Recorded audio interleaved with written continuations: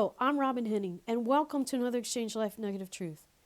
As we continue our series on spiritual warfare, this week we're going to look at the concept of soul ties. Now, the root of this concept comes from the idea that God developed with the idea of two souls becoming one through marriage.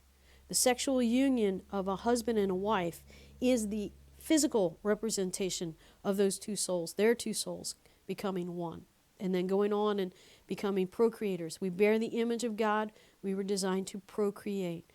And this is why God stipulated that the sexual intimacy needs to occur and be conducted within the bonds of marriage, and that marriage is between a man and a woman. So any sexual activity outside of those parameters is going to result in soul ties that the enemy is going to exploit and then use against us. I've even worked with clients who've had soul ties, emotional soul ties, form from viewing pornography. So we've had to reject that, renounce it, reclaim, get their minds cleaned out of that junk, and then they can move forward. So the enemy is looking for any doorway into the soul. And once invited in, he's going to harass the person in their soul and sometimes even in their body. So sexual intimacy is a covenant act, even if there is no verbal declaration of covenant as in a marriage vow. Once that soul tie happens, the enemy is going to build his stronghold in the mind, and sometimes, like I said, even in the body, and trap the person in bondage to sexual sin, a whole array of lies, and a whole lot of brokenheartedness. So how does a person get free from all this mess? Well, through the prayers of confess, renounce, reclaim, and remove. This is a familiar pattern if you've listened to any of the other videos. So it would go something like this. Lord Jesus Christ, I confess participating in unholy sex, and sometimes we would put in parentheses here, against my will. If the person's been a rape victim or a sexual abuse victim, if they were not compliant, if it was forced upon them, we would say against my will with, and then do the best to name the person, identify them somehow.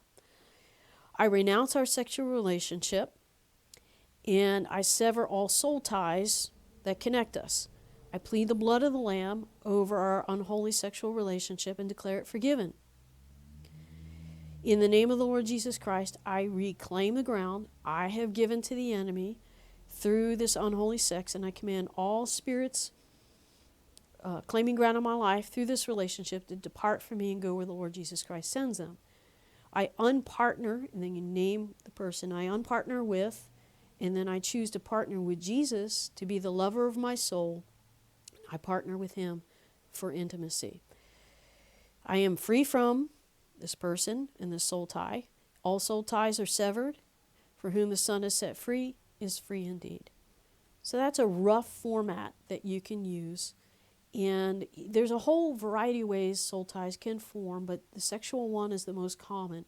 There actually can be generational soul ties as well, and emotional soul ties. So be asking them. It's very simple. How do I know which one? You ask God, Lord, show me, are there any inappropriate soul ties in my life? And then listen, take notes. Lord, how did that soul tie form? Take notes. And then you do that simple confess, renounce, reclaim, remove. So I hope this is encouraging you. I hope you use it as the Lord leads. And please, please, please, if you have any questions or any struggles with this, please reach out. It's easy for me to do an online, private, encrypted, safe, secure link to do an online session, and we'll walk you through it and get you freed up. So I hope it encourages you. I hope you have a blessed week in Jesus. We'll see you next time.